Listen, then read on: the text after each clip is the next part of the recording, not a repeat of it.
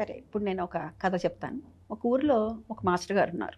ఆ మాస్టర్ గారు నిత్యము కూడాను పాఠాలు చెప్తూ ఉండేవారు. అంటే ఇంతలోకి ఒక ఊరికి బదిలీ వేశారు, ఆయన్ని బదిలీ చేశారు, ట్రాన్స్ఫర్ చేశారనమాట. ఆ బదిలీ అయినటువంటి ఆ మాస్టర్ గారికి ఉన్న ఊరు ఏంటంటే ఏదో పల్లెటూరు అనమాట.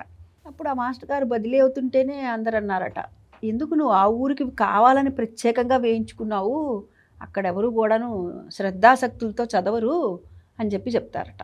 నేను కావాలనే వేయించుకున్నాను, అక్కడ ఉన్నటువంటి జనాల్లో మార్పు రావటం కోసమే అని చెప్పారట. సరే మాస్టర్ గారు వెళ్ళారట.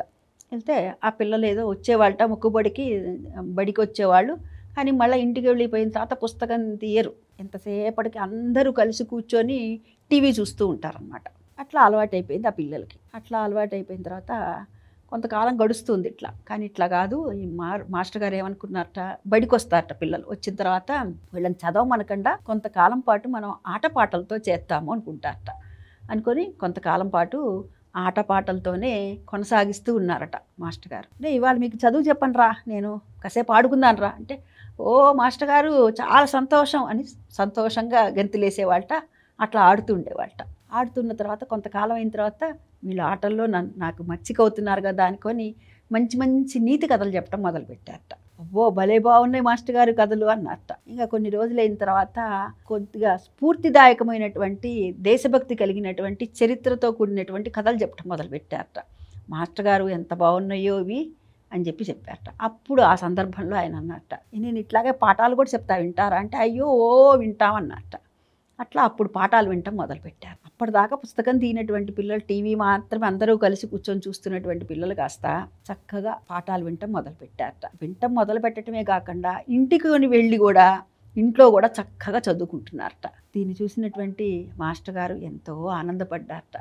ఆనందపడి, చూసావా మరి పిల్లలు కదా వాళ్ళు, మనం ఎట్లా మలిస్తే అట్లా మలుగుతారు, వాళ్ళు మనం మలచటంలోనే ఉంది అని చెప్పి మిగతా వారందరికీ కూడా మాస్టర్ గారు చెప్పారట. అయితే సరే ఆ విధంగా రోజు చక్కగా పిల్లలు చదువుకుంటున్నారట. ఆ మొత్తానికి ఆ గ్రామానికే కాదు, ఆ చుట్టుపక్కల గ్రామాల్లో ఉన్న పిల్లలందరికీ కూడా ఈ పిల్లలు మంచి మార్కులతో పాస్ అవుతూ వస్తున్నారట. వస్తుంటే అప్పుడు ఆ మాస్టర్ గారికి ఎంతో గర్వంగా ఉందిట. ఈ మాస్టర్ గారిని చూసి అక్కడ ఉన్నటువంటి హెడ్ మాస్టర్ గారు, అదేవిధంగా అక్కడున్న వాళ్ళు గ్రామ పెద్దలు ఎవరైతే ఉన్నారో వారందరూ కూడా సంతోషించి ఈ మాస్టర్ గారిని చాలా అభినందించారట. అంటే ఇక్కడ మార్పు అనేటటువంటిది ఎక్కడ నుంచి వస్తుంది అంటే, ఇప్పుడు ఆ మాస్టర్ గారు మనకి ఉదాహరణ. ఆ విధంగా పిల్లల్ని ఏ విధంగా తీసుకొని వెళితే ముందుకు బాగా చదువుకుంటారో అని అడిగి పట్టుకున్నారు. ఇప్పుడు ఇవాళ మనకి ఇది చాలా ముఖ్యం. నేటి సమాజంలో చిన్న పిల్లల దగ్గర నుంచి కూడాను అన్నం తింటలేదని ఫోన్ ఇవ్వటం మొదలు పెడుతున్నారు. అట్లా చాలా చాలా సమస్యలు వస్తున్నాయి. ఆరోగ్య సమస్యలు ఇచ్చి బాధపడుతున్న వాళ్ళని కూడా చాలామందిని చుట్టుపక్కల చూస్తున్నాం.